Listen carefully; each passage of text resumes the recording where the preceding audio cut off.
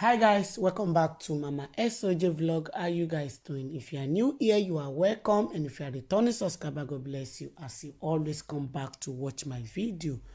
My people, a lot of una will be saying na they worried, will be say many of una, some na Tinubu supporter, while some no still be Tinubu supporter, will be say they be Yoruba people, but they still they worried about Tinubu, see where Tinubu enter. And now news don't reach our side from my wife say Tinubu no kpeme. Is the wife they talk say Tinubu no kpeme, say Tinubu dey. He say just that Tinubu is out of the country. Say Tinubu no dey any coma. He say Tinubu no dey any coma. Say Tinubu dey fine. He say na crime whether person talk say he won't just go outside country, say make you relax more before you go come resume back. Say whether that one na crime. He say no be first time wey be say that they carry news say Tinubu no dey again. He say at the end of the day, this devil, the enemy go still lie. They will see land for shame. He say na so that they lie for your husband head. They go say your husband o, na so your husband no dey. He say this will not be the first news.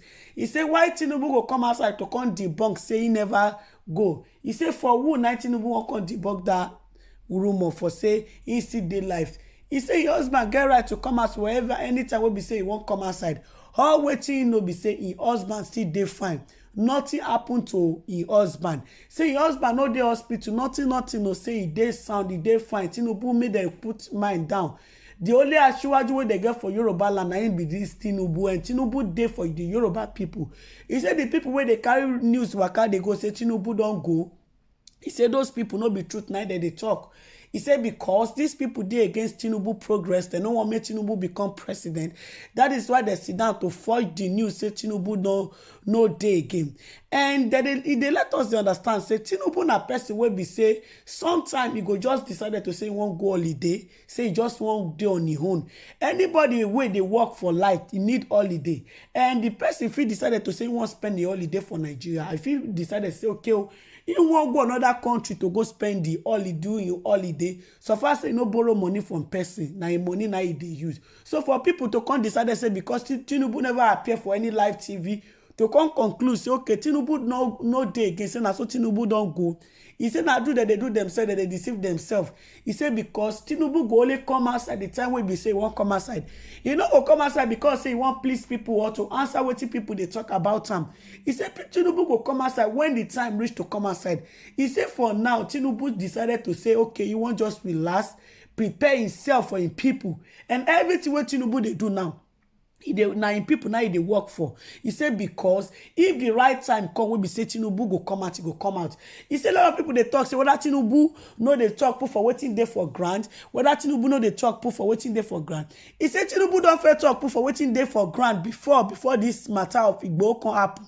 He say he dey let us understand say Tinubu don fair talk put for ground. He don fair talk for ground, but they refuse to listen because him own husband Tinubu believe in one Nigeria. He no believe say they make dem divide Nigeria. He say because Fulani and Yoruba people they are one.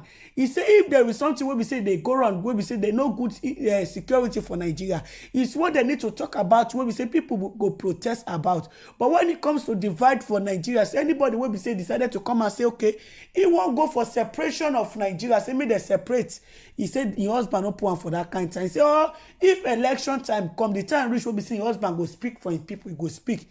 He say his husband still dey wey be say everybody wey be say that they work, that they rest. He say why be say his husband go come turn to sin, go come turn to crime, say his husband comot o, and at the end of the day people decided to talk say na so Tinubu no dey, make come live chat, make come do live, make come live TV, make come talk, make come talk. We won't come talk to when the time never reach to come outside to come talk. He said for the Tinubu supporters, wey be say they know, say they believe in Tinubu, they believe in TIK, wey be say they believe Tinubu is key.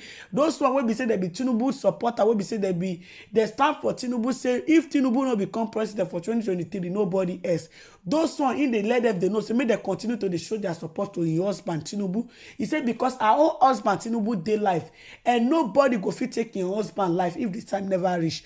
He said her husband no dey hospital. He say all those people wey dey carry news dey waka say na so Tinubu dey for hospital, na so Tinubu no dey again, na so Tinubu dey inside coma. He say e no possible. He say im husband no dey for inside coma. He say if im husband no come outside to come talk now, e no mean say im husband no care about im people. He care about im people, but he dey take im time to dey work for im people to make sure say everything go straight. He say before im husband decided say he wan go rest for some time, he say im husband first dey show for TV wey be say dey talk about the matter wey dey ground for Yoruba land, wey be say dey stand for you the Yoruba people, and he love everybody for that Nigeria equally. He say because im husband, she dey let us dey understand say im husband believe in wetin dem dey call one Nigeria. Say if other Yoruba people decided say dem wan go on their own, say they wan stand on their own, why be saying at the time wey be say Tinubu decided to say he wan go for president for 2023, wey be saying at the time wey be say Yoruba person go be president, and now dem come decided to talk say they wan divide Nigeria. Now be saying na the enemy of Tinubu now dey carry the news dey waka say Tinubu no dey again. As for your own husband wey be Tinubu, Asiwaju Bola Ahmed, he say he still dey life. Tinubu dey life wey be say he care about im people, wey no turn back against im people. Na only the people wey be say they decided to say they wan separate themselves from the Yoruba people, na only those one na dem feel say na dem dey carry the news dey waka, wey be say they get problem with Tinubu because they want Tinubu make he decided to do wetin to come join Oduduwa nation. Why im husband believe in one Nigeria? Right from time he thought im husband believe in one Nigeria, and there's nothing can change it. So if 2023 reach, na im husband na go sit there for that position, whether they like am or not. And say right from time Tinubu don dey fight for im Yoruba people, wey be say don help many people, don change many life for that Lagos, wey be say don change many life for that Lagos, wey many people fit testify about it. He say but for people to just come out from nowhere say no election for 2023, say nobody dey vote for Tinubu, he say there will be election, and im husband dey. People wey be say they go carry the news say im husband no dey again, make dem go relax. But people come dey wonder say for Tinubu wife to dey talk all this kind thing, say im husband still dey. If the husband really dey, okay, at least make e come outside to come talk. Make one news even carry and say okay oh, they see Tinubu oh, see when Tinubu dey okay oh. No be only say we go dey hear for mouth, wey be say we no go even see any break light of Tinubu for anywhere. If people dey go holiday, they dey go holiday for 2 months, say they go just silent like that. No be say the person dey for hospital, say he dey collect treatment just the way our president Oga Bubu dey go.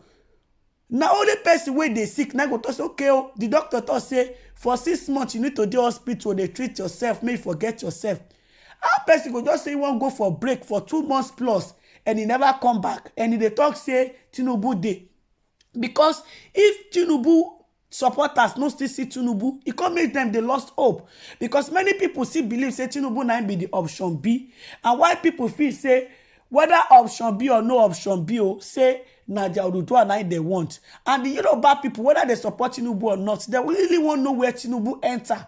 Say okay oh, Tinubu dey fine, but the wife they let us understand. I say Tinubu wey be her husband say he dey okay, but the thing be say if the time reach, he go come outside. Say the husband he dey holiday, he need to relax because he don't work for the Yoruba people. It is time for the Tinubu to relax more before he go come back stronger.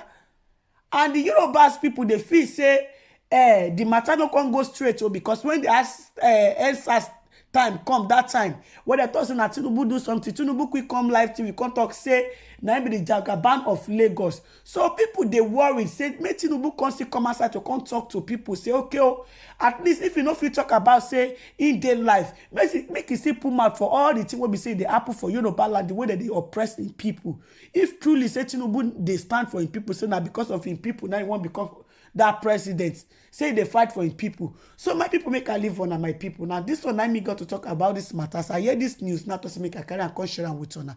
Make una let me know wetin una think for the comment section. And if una never subscribe, me na subscribe. And for those of una wey be saying that they watch me from Facebook, if una never follow my page, make una start to dey follow so that una don't go miss any latest gist way I dey upload. Una bye bye till I come on our way next time. Bye guys, see you guys in my next video. Bye guys.